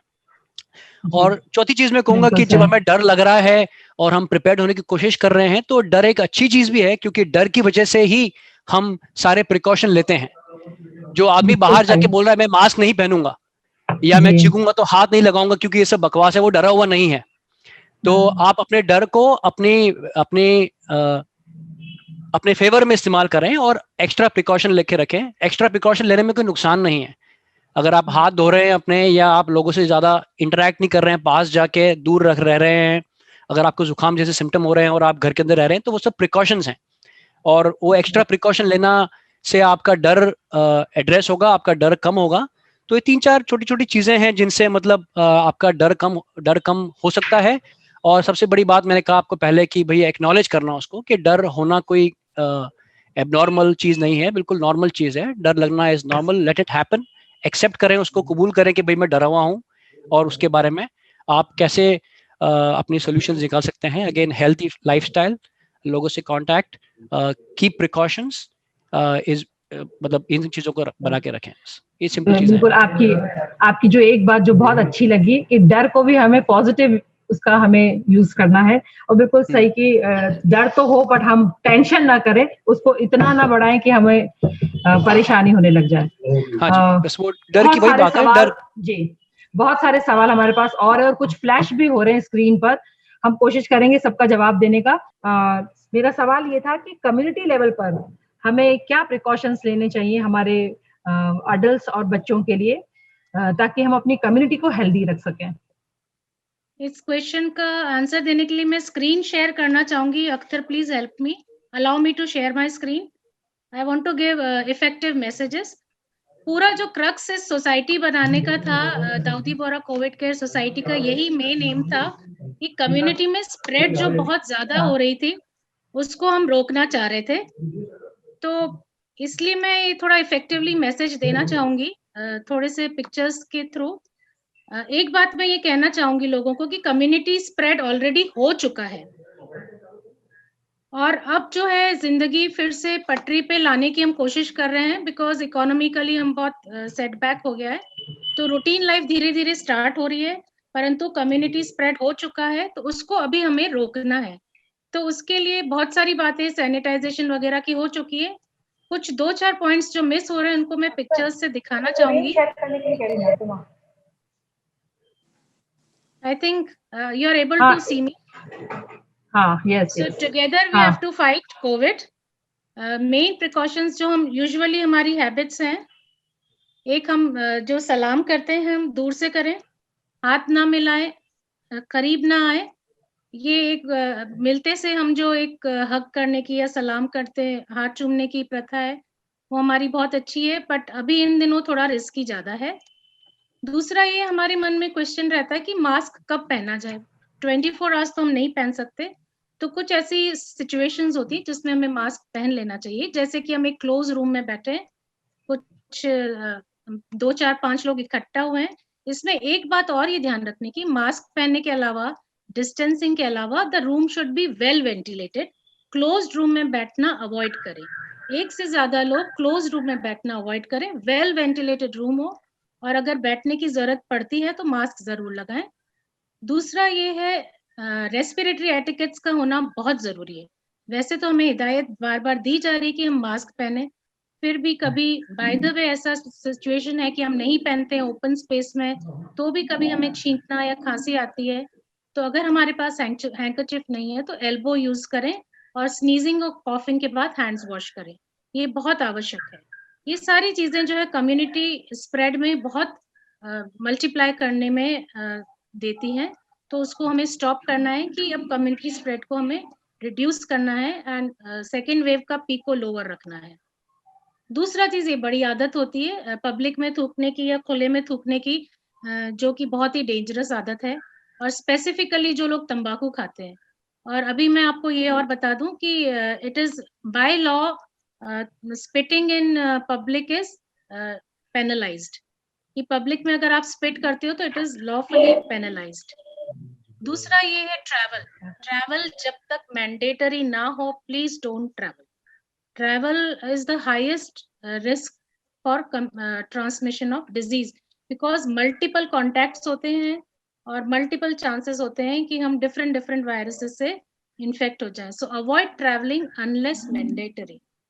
दूसरा है crowded spaces में जाना, ये तो बिल्कुल ही avoid करना है। जहाँ पे crowding है बिल्कुल avoid करिए। कोई बहुत ही जरूरी social gatherings है, mandatory है जाना, आपकी presence बहुत आवश्यक है। डेथ वाले घरों में please avoid going in bunches. कभी आपके बहुत क्लोज रिलेटिव हैं, अकेले में जाएं, ग्रुप्स छोटे 2-2 के पैचेस में जाएं, इकट्ठा ना हो। और कभी ऐसी कोई स्मॉल गैदरिंग्स की बहुत जरूरी है, इनएविटेबल फंक्शंस हैं, उसमें आप जरूर कहें कि डिस्टेंसिंग मेंटेन रहे, और खाने के समय जैसे डॉक्टर सकीना ने भी एडवाइस दिया है उस तरीके से, बट जो उन्होंने advice the I think that should begin from home only. Public में मेहरबानी करके साथ बैठ के खाना अवॉइड करें और डिस्टेंसिंग का ध्यान रखें। और ये उन सोशल गैदरिंग्स की बात कर रही हूँ मैं जहाँ बहुत ही जरूरी है करना, कि avoid social gatherings, that is very very important. क्योंकि अब आने वाले टाइम में जब फेस्टिवल्स वगैरह आ रहे हैं, हम लोग उसका भुगत चुके हैं मुहर्रम के बाद। वी हैव जो आफ्टर मैथ से उसके हम देख चुके हैं कि हमारे कितनी पब्लिक अफेक्ट हुई है, कितनी डेथ्स हो रही हैं, वी नो उसका रिजल्ट किस चीज का है। तो आने वाले समय में भी इस चीज का है। तो और दूसरी सबसे जरूरी बात है, अगर आप सिम्टोमेटिक हैं, आपको फीवर आ रहा है, कॉफ आ रहा है, please go for testing, medical advice लें और क्वारंटाइन हो। ये एक बहुत बड़ा स्टेप है कम्युनिटी स्प्रेड को प्रिवेंट करने के लिए, कि you are aware about your own symptoms and you quarantine yourself. Thank you Nazima, thank you so much. मतलब बहुत अच्छी तैयारी के साथ बताया है, और जब पिक्चर रिप्रेजेंटेशन होता है तो बात ज्यादा समझ में आती है और लंबे टाइम तक ध्यान रहती है। Thank you so much Nazima. Let's go for the next question. ये क्वेश्चन डॉक्टर सालिम मोहम्मद साहब से है कि दरगाह और ज़ियारत को कुछ वक्त तक तो अवॉइड करना चाहिए, पर जो लोग जो हैं वो जैसे अब दरगाह वगैरह खुल गई और जाना चाहते हैं, तो क्या इन्फेक्शन के चांसेस हैं और क्या प्रिकॉशंस रखना चाहिए? इन्फेक्शन के चांसेस तो वैसे भी जहाँ भीड़ है और जहाँ टचिंग हो रही, जैसे कॉमन एरिया दरगाह में आप चूमते हैं वगैरह, तो वो एक सोर्स हो जाता है जहाँ कंटेमिनेशन जो हो जाता है। यानी कि जो चीज अपन थूक वगैरह, मुंह लग रहा है, हाथ लग रहे हैं आपके, हर चीज जो मजार पे होगी, तो हो सकता है कि उससे ट्रांसफर एक दूसरे में जाए। लेकिन अभी जो सिचुएशन है, और even government, we have to help the society, community, तो ऐसे नॉर्म्स बनाए जाए कि ज्यादा भीड़ ना हो, या डिस्टेंस रहे, या दूर से ही आई मीन जो मजार में जाकर आप दुआ पढ़ ले, सलाम दुआ कर ले, चूमे ना, क्योंकि चूमने की हैबिट तो नेचुरली कंटेमिनेशन है ना। You are kissing something, somebody else is kissing that thing, so ultimately it is sort of kissing each other। तो ये सब तो बंद करना चाहिए, और सामाजिक मतलब अपना दायित्व निभाते हुए, जिम्मेदारी निभाते हुए ये नहीं करना चाहिए। अब जो भी meeting place whatever it is, so दरगाह, मस्जिद या खाना जमात में जो भी है, भीड़ जहाँ भी हो रही है, हर चीज अवॉइड करना चाहिए। इसमें कोई दौरा नहीं है। तो बिल्कुल हाँ जी, नहीं, बिल्कुल सही फरमाया आपने कि दरगाह और ज़ियारत करने की हमारी इच्छा तो होती है, पर दूर से ही वहां तक जाए भी तो अगर दूर से ही सलाम कर ले, दुआएं कर ले, तो वो अभी हमें इतने से ही सब्र कर लेना चाहिए। I mean, इसमें अपने को लग जाए उसका खतरा नहीं, अपन भी दूसरों को दे सकते हैं, दूसरों को ना दे। हाँ, ये तो बहुत आपको ये ध्यान रखेगा कि आप दूसरों की बीमारी की वजह ना बने, बिल्कुल, ये खुद को बहुत लगे तो वो तो डर तो है ही, लेकिन दूसरों को ना दे। तो ये जिम्मेदारी, अगर हम सब ये हाँ जी, आप बोले। तो जो इन्फेक्टेड है, कैरियर है, अभी इसमें मेन प्रॉब्लम तो यही आ रहा है, जिसको वायरस है उसको सिम्टम्स नहीं है, कैरियर सिचुएशन है, तो वी डोंट नो कि वो इन्फेक्टेड, वो ज़ियारत करने जा रहा है और 10 जनों को फैला रहा है। तो वो इस तरह हर आदमी अपने आप को कैरियर समझे, जिम्मेदार समझे कि मुझे खुद बीमारी हो वो अलग है, ठीक है मैं मर जाऊंगा बेखौफ हूँ, लेकिन आप दूसरों को फैला रहे हो वो सोचिए कि आपकी वजह से दूसरे सफर ना करें, उनको कोई बीमारी ना लगे। क्योंकि अल्टीमेटली अपना समाज में आज जो कर रहे हैं कार्यक्रम, मेन पर्पज तो समाज को बचाना है ना। तो वही पर्पज अगर सॉल्व नहीं हो रहा है, आप दूसरों को बीमारी दे रहे हैं, तो इसलिए ये सोच के जाए कि आपको दूसरों को नहीं देनी, तो इसलिए अवॉइड करें। ये बहुत इम्पोर्टेंट सोच है कि हम अपनी चिंता तो करनी, पर हमें साथ में हमारे समाज और दूसरे लोगों की चिंता भी करती है। नेक्स्ट क्वेश्चन है मेरा मिकदाद बोहरा से। क्वेश्चन है कि मैं एक टीचर हूँ और मैं ऑनलाइन क्लासेस लेती हूँ, और प्रिपरेशन और डिलीवरी ऑफ लेक्चर से टाइम की कमी के कारण काफी स्ट्रेस होता है और एंजाइटी भी रहती है, और इंसोम्निया की प्रॉब्लम हो रही है। अच्छी नींद मिले उसके लिए मुझे क्या करना चाहिए? ये जो हमारे पास एक टीचर का सवाल आया है, शायद ये बहुत सारे टीचर्स का ये सवाल होगा। तो सवाल ये है कि टीचर का सवाल है कि भाई उनको घर से काम करना पड़ रहा है और ऑनलाइन काम करना पड़ रहा है, और उससे स्ट्रेस बढ़ गया है और एंजाइटी बढ़ गई है, और साथ उसकी वजह से रात को नींद नहीं आ रही है। तो नींद नहीं आना तो एक काफ़ी कॉमन परेशानी है, खास करके जब हम ज़्यादा परेशान हैं। तो वेदर आप ऑनलाइन पर काम कर रहे हैं, उससे स्ट्रेस बढ़ गया है, या आपको कोई और तरीके की परेशानी है, तो आपकी नींद डिस्टर्ब होना तो one of the first problems होती हैं। तो नींद के अगेन जब नींद नहीं आना, नींद का ये ध्यान रखना जरूरी है कि नींद एक बहुत नॉर्मल चीज है। नींद कहीं जाती नहीं है, नींद तो आती ही है, जब उसको आना होगा तब आ जाएगी। बट अगर आप ज्यादा सोचेंगे उसके बारे में तो आप उसको दूर भगाएंगे। ज्यादा सोचना कि भाई मुझे नींद नहीं आ रही है, नींद अगर रात को नहीं आई मेरे को, तो मैं कल कैसे काम करूंगा या काम करूंगी, या कल मैं कैसे अपना दूसरी चीजें कर पाऊंगी, वो ज्यादा सोचने से और परेशानी बढ़ती है और नींद उससे दूर भागती है। नींद के लिए भी स्ट्रक्चर जरूरी है, और जब हम सब कुछ ठीक ठाक चल रहा है तो उस वक्त नींद आना नहीं आना की परेशानी हमें होती नहीं है, हम आराम से कभी भी जाके सो सकते हैं जब हमें नींद आ रही हो। बट जब चीजें बराबर नहीं चल रही हैं, जब टेंशन आ रही है या कोई बीमारी है, तो उस वक्त नींद के लिए स्ट्रक्चर रखना जरूरी है, और आप अपना नींद का रूटीन बना के रखें। तो आप अपने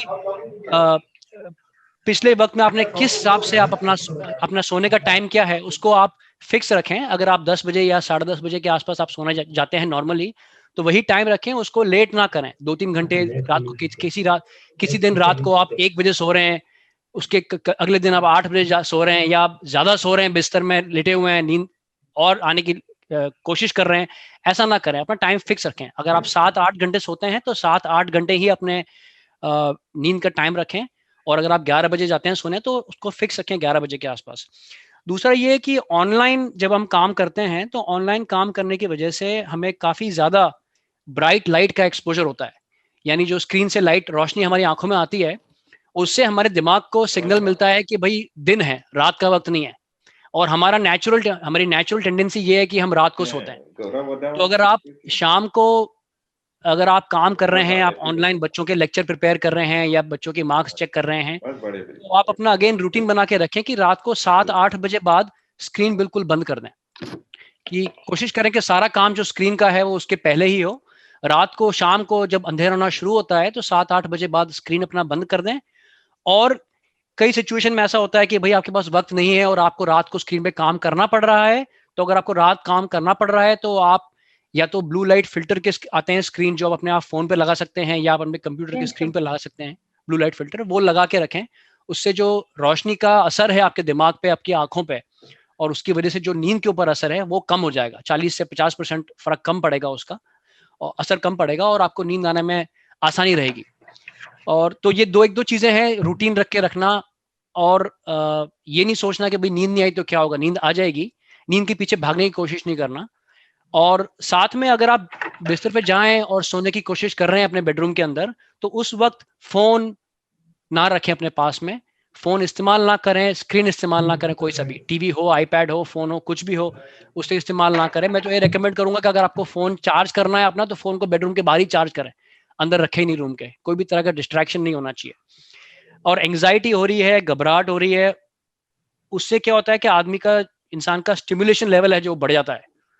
और हमें नींद के आसपास, अगर हमारा 11 बजे का नींद का टाइम है तो 9-10 बजे के आसपास सारे स्टिमुलेशन कम कर लेने चाहिए।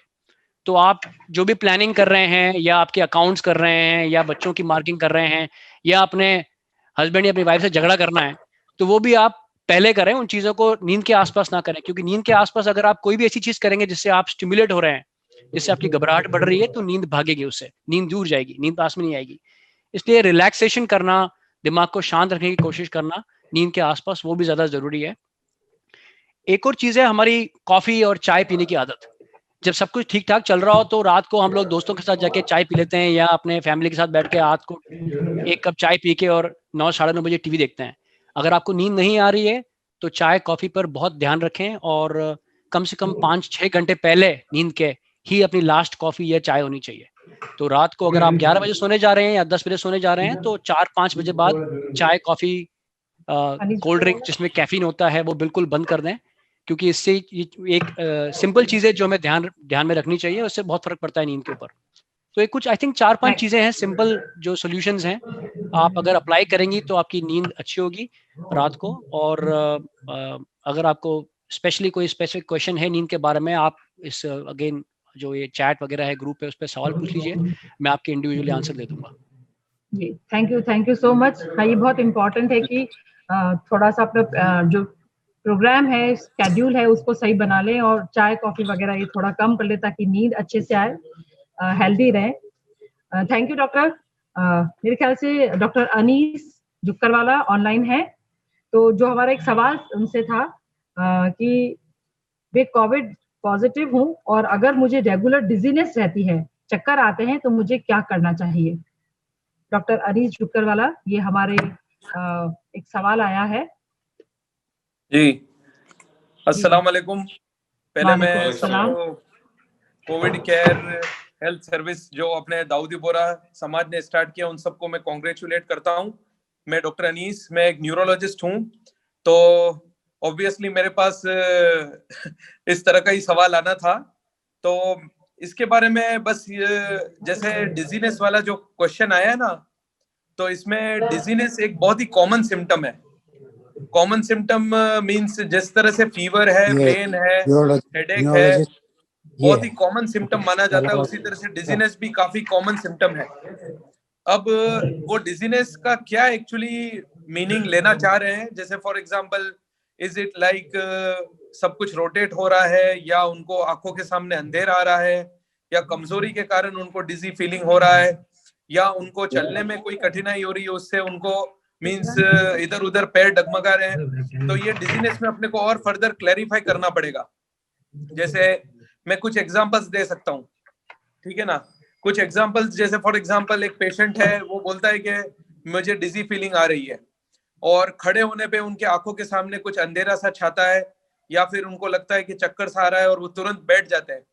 तो इस तरह का डिजीनेस 2-3 सिचुएशंस में हो सकता है, जैसे फॉर एग्जांपल लो हीमोग्लोबिन के अंदर, डिहाइड्रेशन के अंदर, या लो बीपी के अंदर, इस तरह का डिजी फीलिंग आ सकता है।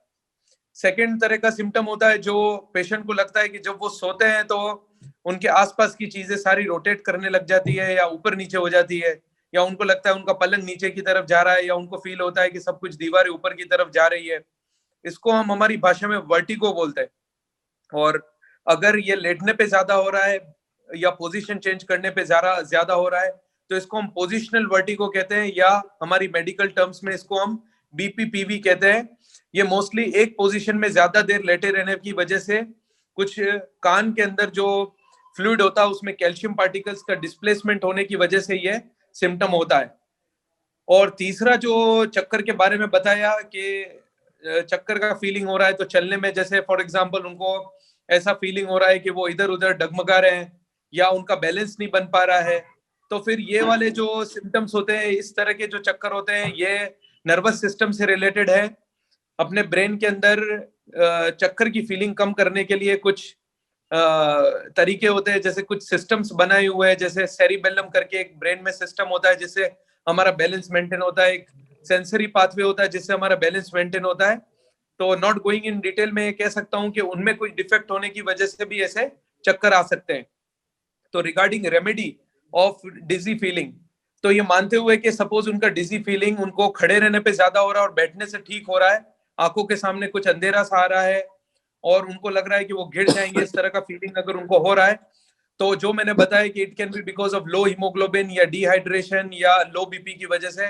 तो ऐसे में उनको पानी ज्यादा पीना चाहिए, उनको अपनी डाइट के अंदर लिक्विड ज्यादा इंक्लूड करने चाहिए, उनको अपना बीपी चेक करवाना चाहिए, और बीपी की कोई मेडिसिन ले रहे तो हो सकता है उसमें एडजस्टमेंट की जरूरत हो सकती है, अपना हीमोग्लोबिन भी चेक करने की जरूरत हो सकती है। सेकेंड तरह की जो डिजीनेस जो मैंने बताया, पोजिशनल वर्टिगो या बीपीपीवी की प्रॉब्लम, इसके अंदर कुछ स्पेसिफिक दवाइयां होती है जो कुछ 5 से 7 दिन लेनी होती है, जैसे फॉर एग्जांपल बीटास्टीन और सिनारेजिन, इस तरह की दवाइयां होती है जो कुछ 5 to 7 डेज लेनी होती है, और कुछ एक्सरसाइजेस करनी होती है। जैसे द सिंपलेस्ट एक्सरसाइज इज के पैर के ऊपर, दोनों पैर को पलंग के ऊपर बैठकर पैर को लटका के और लेफ्ट राइट देखते हुए लेटना है। जैसे एक बार लेफ्ट में देखा राइट में सो गए, एक बार राइट में देखा लेफ्ट में सो गए, मींस पोजीशन को चेंज करना पड़ता है। तो इस तरह के सिम्टम्स जो है, फ्लूइड वापस, कैल्शियम के पार्टिकल्स अपनी स्पेस में आ जाते हैं और इस तरह के जो चक्कर है वो ठीक हो जाते हैं।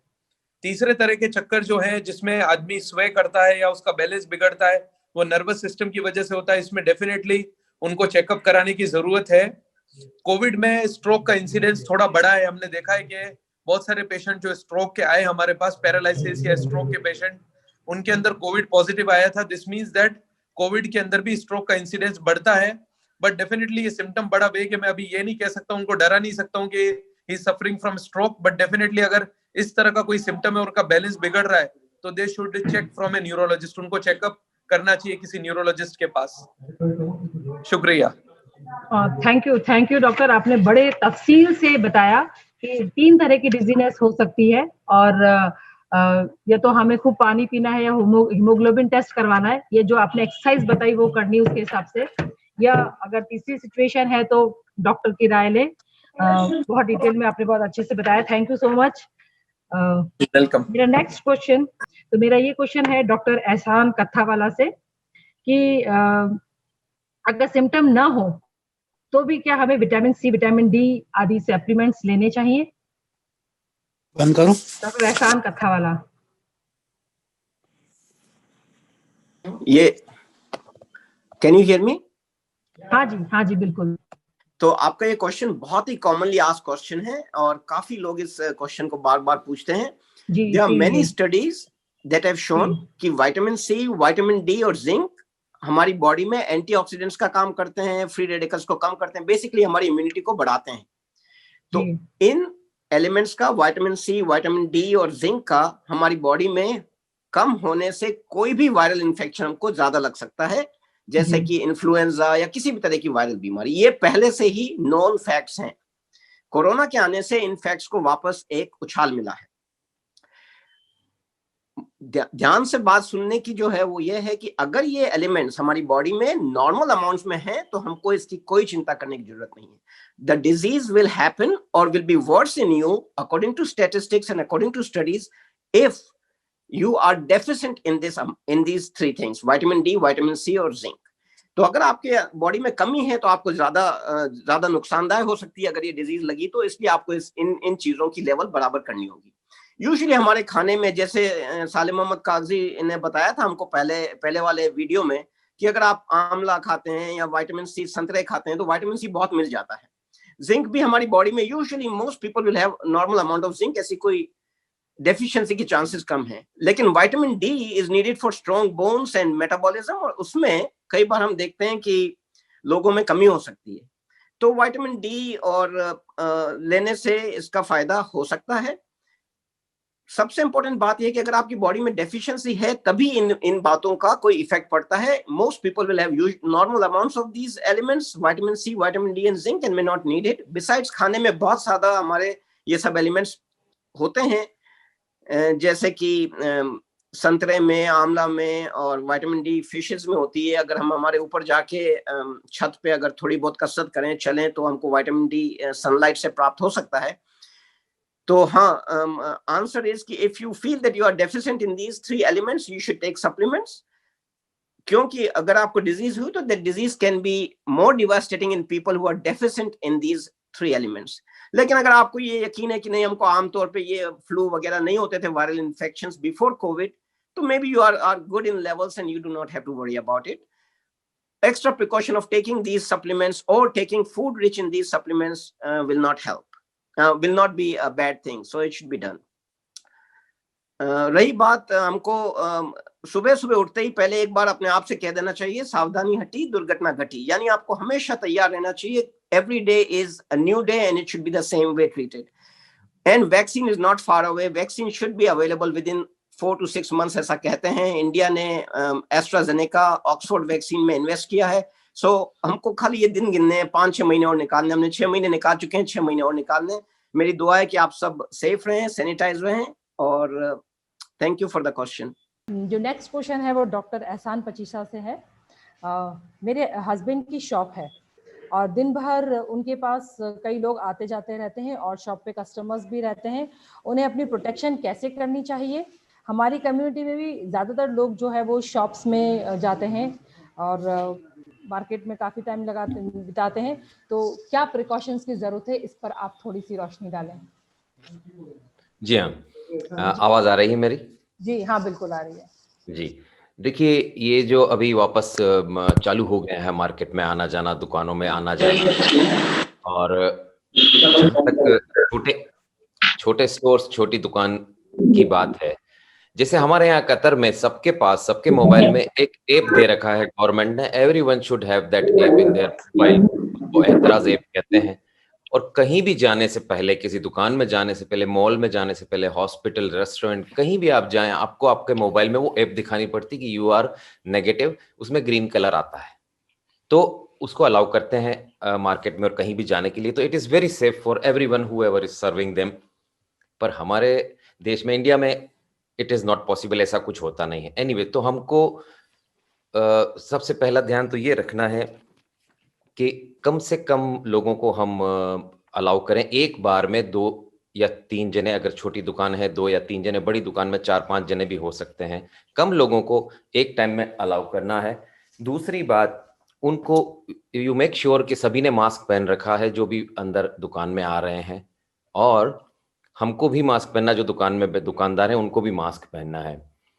और दूसरी चीज़, डायरेक्ट कांटेक्ट से बचने के लिए, जैसे मैंने हमारे यहाँ कतर में देखा है कि हर एक काउंटर पे एक स्क्रीन लगी रहती है प्लास्टिक की, और कभी कहीं थिक प्लास्टिक होता है और कहीं कुछ ऐसा होता है, तो स्क्रीन रहती है तो सेफ रहता है, मतलब एकदम नहीं कांटेक्ट हो पाता है। और छोटा सा एक बीच में एक होल बना के, so you can do transaction from there, पैसा लेना है, कुछ माल देना है, it's a very good precautionary major.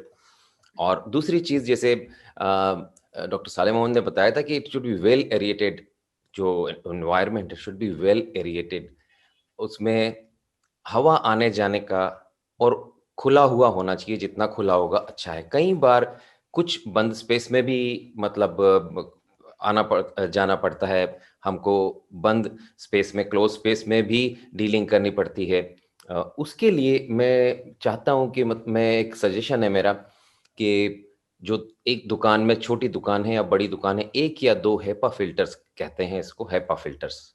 Generally HEPA filters we are using in our hospitals. जो रूम में, जिस रूम में ऐसे सस्पेक्टेड पेशेंट्स होते हैं, जैसे कोविड कोई पॉजिटिव है, कोई दूसरा multi drug resistant type patients होते हैं, तो उनके रूम में हेपा फिल्टर्स लगे रहते हैं। तो दे फिल्टर द वायरसेस एंड जो भी बैक्टीरिया एनवायरनमेंट में होते हैं उसको फिल्टर करते हैं। तो जैसे कि हम लोग जाते हैं, डॉक्टर जाते हैं रूम में पेशेंट को देखने की, नर्सेज जाती है, तो इट प्रोटेक्ट अस। तो same thing we can do in our shops, in our office, कि एक हेपा फिल्टर। और ये कोई बहुत महंगा भी नहीं होता है, मेरे ख्याल से इंडिया में ये आपको 5,000-6,000 में एक अच्छा सा हेपा फिल्टर मिल जाता है, अच्छी कंपनी का। तो वो आप पास में रखें, मतलब एक दुकान में, छोटी दुकान में 1, बड़ी दुकान में 2, ऐसा भी कर सकते हैं। तो ये कुछ छोटी छोटी चीज़ें हैं। बाकी स्टैंडर्ड प्रिकॉशंस तो रखनी है दुकान में, और जो भी आएगा पहले सैनिटाइजर से हाथ अच्छी तरह से वॉश करके, फिर पैसों का और सामान का लेन देन भी लेने के पहले, देने के बाद हाथ को सैनिटाइज करने का, ये सब प्रिकॉशंस जो नॉर्मल प्रिकॉशंस हैं। और जो हेपा फिल्टर वाला जो मेरा आइडिया है, I think it will be very helpful और एक इफेक्टिव वे हो सकता है बचने के लिए। ये तो आपने बिल्कुल सही बताया डॉक्टर कि दुकान पर क्या करना, किस तरह से वो सेफ रह सकते हैं, और फिर घर आकर के भी उन्हें क्या करना चाहिए, थोड़ा उस पर भी अगर 1-2 लाइन में बता देते। जी, घर आकर, जैसे हम लोगों ने पहले किया था, अब तो हम भी ऐसा नहीं कर रहे हैं, but one should do it. जैसे कि घर आए तो घर में एंटर करने से पहले इफ पॉसिबल जूते, कपड़े सब एक बार चेंज कर लें, and immediately go and take shower अच्छी तरह से। तो बहुत बहुत कम चांस रहेंगे कि आप शॉप से या बाहर से कुछ लेके आप घर में आएंगे। वेरी इफेक्टिव वे, जस्ट एक शावर ले लिया, कपड़े जितने भी हैं आप बाहर रख दिए, घर के बाहर रख दिए, प्लास्टिक के बैग में रख दिए, उसको बांध के रख दिए, और that's all. This is the very small and simple thing which everyone can do it. कोई भी ये इतनी छोटी चीज तो कर ही सकता है। तो उसकी वजह से घर में मैं सोचता हूँ कि बहुत कम चांस होंगे बीमारी आने के। Thank you doctor. 1-2 सवाल और, आई थिंक कि हम काफी, हमने बहुत सारी इंपॉर्टेंट बातें सुन ली और बहुत कुछ समझा सीखा है। 1-2 सवाल और है, देन विल वाइंड अप। ये जो सवाल है वो डॉक्टर सालेह मोहम्मद साहब से है, डॉक्टर मंसूर अलवी से है। डॉक्टर मंसूर अलवी। क्वेश्चन ये है कि सैनिटाइजर जो हम इस्तेमाल करते हैं, क्या इसका एक्सेस इस्तेमाल स्किन को नुकसान पहुंचा सकता है, और हमें इसको कितना लिमिट रखना चाहिए, और क्या अगर बाय चांस अगर इसे हम खा लेते हैं या खाने में मिल जाता है तो उससे क्या होगा?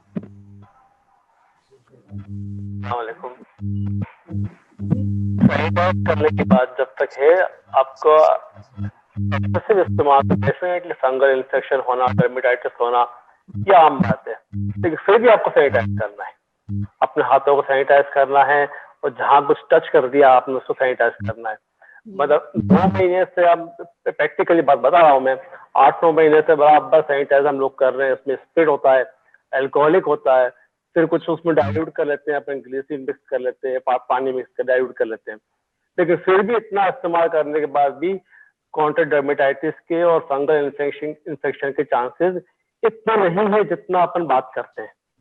प्रैक्टिकली इतना नहीं है, मतलब कि मैं देखता हूँ फिजिशियंस और सर्जन एटलीस्ट हर 15-20 मिनट में हाथ वॉश करते हैं, हाथ धोते हैं, लेकिन फिर भी उनमें किसी में भी मैंने ऐसा प्रैक्टिकली देखा नहीं कि फंगल इन्फेक्शन हुआ हो या डर्मेटाइटिस हुआ हो या और कोई इन्फेक्शन हुआ हो, एलर्जी कोई प्रॉब्लम हुई हो, ऐसा कुछ नजर नहीं आता। तो उसके बाद आप उससे ड्राई हो जाती है स्किन, आप उसके अच्छा सा इमोलेंट लगा दें, ब्लैंड इमोलेंट लगा दें या कोई भी वैक्सीन लगा दें,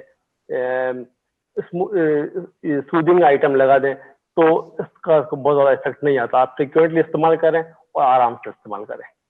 थैंक यू। तो मतलब ये कि हम बचने के लिए बराबर सैनिटाइज कर सकते हैं और साथ में कुछ क्रीम वैसलीन यूज कर लें तो इतना नुकसान नहीं होगा। Thank you so much. और आई थिंक जी आपके हाथों में ही सबसे ज्यादा होने के चांसेस है, और वही हाथ अगर चेहरे पर लगते हैं, नाक पर लगते हैं, तो उसी से ही कोरोना होने के चांसेस बढ़ते हैं। तो आपको अपना हाथ सैनिटाइज करना ही करना है। जी जी। ये लास्ट क्वेश्चन है, उसके बाद फिर हम वाइंड अप करेंगे। ये डॉक्टर एजाज आरवी। तो हमारा सवाल ये है कि अगर हमारे परिवार में कोई बुजुर्ग है तो हमें क्या प्रिकॉशंस लेने चाहिए? Doctor Ejaz. Assalamu alaikum, first of all, and thank you all so much to all the physicians out there for supporting this cause, and thank you so much for organizing this Zoom meeting. I have to say, we went through a very rough time when the first wave hit, and I have been covering the nursing homes, and I've been seeing mostly older patients, 80, 90-year-old. And there have been a lot of people who survived this virus, and even advanced, even elderly patients in their 80s and 90s. So, एक जो important चीज है कि contact, like isolation, is very important. Just as an example, as what I used to do, nursing home में round करने के बाद में, I would actually remove my scrub before I entered the house and go straight to take the shower. कहीं भी बाहर से आप आते हो, मार्केट से या from outdoors, the first and the foremost thing is to wash hand and take shower as often as you can. This is the simplest thing that we can do. You know, one thing that is predictable about this virus is the unpredictability. The pandemic हुआ है, that's because of the situation that there are a lot of people who are asymptomatic, right? They have no symptoms, and there is no way for us to figure out. So a lot of us have made this suggestion as to whether we should test people when they have symptoms. You know, right now we are in the pandemic. Unless proven otherwise, we will consider everybody as being positive for COVID. And ये होता है कि अभी when the restrictions were lifted here in US, parties होना, small gatherings चालू हुई, उसके बाद में we are seeing a resurgence. Like right now in my hospital, we are seeing another wave of cases happening. But one good thing, one positive, the silver lining is कि पहले जितना virulence था और जो intensity थी virus की, it is not as aggressive in the second phase, which is like a really reassuring thing that it's probable that the virus is mutated over the course of past 3 to 4 months, and hopefully the second wave will come, which is happening actually, will not be as devastating as it was in the first wave. So to answer your question, I cannot stress enough. We have said this over the past 1 hour. The simplest thing is using the mask, and I think the important thing will be if you're using a reusable mask, to wash it on a daily basis. There are disposable masks, surgical mask. एक बार पहनने के बाद में you have to throw it, obviously. But if you are using cotton mask, you have to wash it on a regular basis. And once again, अगर किसी को ऐसा लगता है कि थोड़ा सा टेस्ट में चेंज है, या स्मेल, या लॉस ऑफ एपेटाइट है, that is one of the most classic signs of this virus, that you lose your appetite. Before Ehsan mentioned that using zinc, तो जिंक टैबलेट लेने से आपका टेस्ट चेंज हो सकता है. तो मतलब बड़े बुजुर्ग जो है हमारे घर में, उनको भी हम ये जिंक और टैबलेट्स वगैरह जो सारे प्रिकॉशंस हम लोग ले रहे हैं, वही उनको भी दे सकते हैं. There is no downside. जैसे हम लोगों ने what we did in nursing home, right? हम लोगों ने प्रोटोकॉल सेट किया था because we don't know what to do, what not to do. I mean, there is so much of information. So we kept it very simple. जितने भी nursing homes हैं, nursing home में, एक nursing home में there are 100 patients. The nursing home that I go to, and they are in close proximity to each other. I started everybody on vitamin C. Okay. 1000 milligrams once a day.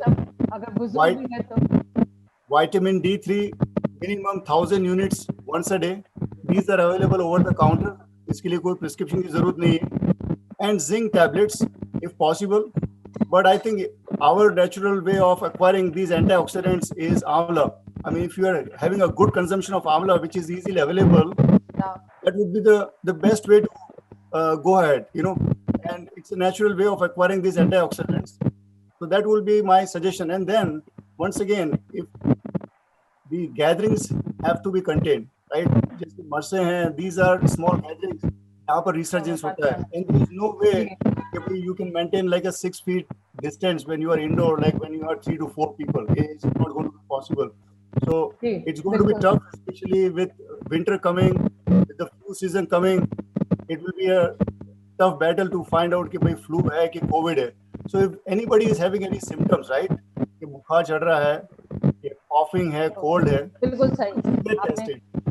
And the reason to get testing is to make sure कि भाई 4 लोग और घर में जो रह रहे हैं, you can isolate yourself एक अलग से room में, and then stay away from the rest of the family as much as possible. Because mortality high हो जाती है elderly में because of younger people bringing the virus, जी, थैंक यू. एजाज भाई, आपने काफ़ी डिटेल में बताया, और थैंक यू सो मच. अब हम शायद काफ़ी टाइम भी हो गया, बहुत सारे वैसे सवाल हैं, बट इन सवालों पर अब हमें यहीं पर ही लिमिट करना होगा. मैं सबका शुक्रिया करना चाहूँगी, और पाक परवरदिगार से ये दुआ करना चाहूँगी कि हम सब सेफ रहें, हेल्दी रहें. आगे के लिए मैं ये सेशन जो है अनीस भाई को हैंड ओवर करना चाहूँगी. हमारा या कोविड केयर अवेयरनेस प्रोग्राम का सिलसिला इसी तरह चलता रहेगा. आप अपनी व्यस्त दिनचर्या में से अगर थोड़ा वक्त दे सकते हैं या इंसानियत की सेवा से जुड़े इस खैर के काम में हमारा साथ ज़रूर शामिल हो. अगर आप माली इमदाद करना चाहें तो हमारे इस अकाउंट में अपनी रकम जमा करा सकते हैं. हमारी अकाउंट के डिटेल्स हैं Dawoodi Bohra charitable society, saving account number 78603100100251, बड़ा बाज़ार Udaipur urban cooperative bank Udaipur. इसका IFSC कोड है UUCB 786003. इस अकाउंट में दिए जाने वाले सभी डोनेशंस को ATG के अंतर्गत छूट भी दी जाएगी. हमारे एक नौजवान साथी जो किसी वजह से खुद कोरोना के शिकार हुए और काफ़ी मशक्क़त के बाद अब फिर से चलने फिरने लगे हैं, वो अपना एक्सपीरियंस आपके साथ शेयर करना चाहते हैं और आपको कुछ ख़ास मैसेज देना चाहते हैं. लीजिए सुनिए. हेलो दोस्तों, मैं दाऊदी बोरा कम्युनिटी का ही मेंबर हूँ. मेरी उम्र 50 साल है और मैं हमेशा ही सही काफ़ी स्वस्थ और तंदुरुस्त रहा हूँ. कोविड की महामारी शुरू होने के बाद मैं हर तरह का एहतियात भी रखता था, लेकिन दोस्तों और रिश्तेदारों में आना जाना मैंने नहीं छोड़ा. इसी दौरान कहीं ना कहीं मुझसे चूक हुई और मुझे सर्दी जुकाम की शिकायत हुई। 2-3 दिन तक दवाई लेने के बाद जब कोई फ़र्क नहीं पड़ा तो मैंने फटाफट जाकर टेस्ट कराया।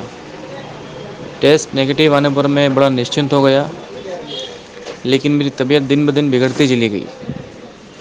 सीनियर्स डॉक्टर ने मुझे HRCT टेस्ट करवाने की सलाह दी। HRCT टेस्ट स्कोर 23 आने पर मानो मेरे पैर के नीचे से ज़मीन खिसक गई। उसके बाद मैं बयान नहीं कर सकता था कि मैंने लगभग 2 महीने अस्पताल में कैसे गुजारे। आज लगभग 4 महीने बाद भी मैं बिस्तर पर हूँ और मुश्किल से थोड़ी देर के लिए घर से बाहर आ पाता हूँ। अल्लाह का शुक्र है कि वक्त पर एहतियात रखने से कम मेरे बाकी परिवार वाले सब कुशल हैं। इसलिए मेरी आप सभी लोगों से हाथ जोड़कर गुजारिश है कि इस कोरोना महामारी को हल्के में ना लें, सभी तरह के बचाव और परहेज़ करें और सरकार द्वारा दी गई सभी गाइडलाइंस की पालना करें। आपकी छोटी सी चूक आपके लिए बहुत बड़ी तकलीफ़ का कारण बन सकती है। अल्लाह आपको इस बीमारी से शिफा अता फरमाए। खुदा हाफिज़। मैं उम्मीद करता हूं कि आज का हमारा ये वेबिनार का सेशन बहुत ही ज्ञानवर्धक रहा और हमारे इन तजुर्बेकार सीनियर डॉक्टर्स के मार्फत हमें बहुत कुछ जानने और सीखने को मिला। इन सभी डॉक्टर्स का इस वेबिनार में शरीक हुए सभी ख्वातीन व हज़रात का, हमारी हेल्पलाइन इंचार्ज डॉक्टर शबनम और उनकी सहयोगी संतोष साहू का, हमारे सभी वॉलंटियर्स का और विशेषकर हमारी वीडियोग्राफी टीम के जनाब केज़ार भाई और मुफद्दल भाई फ़ोटो वाला का हम तहे दिल से शुक्रिया अदा करते हैं, जिनके बेशकीमती ताउन से यह प्रोग्राम, यह प्रोजेक्ट मुमकिन हो पाया।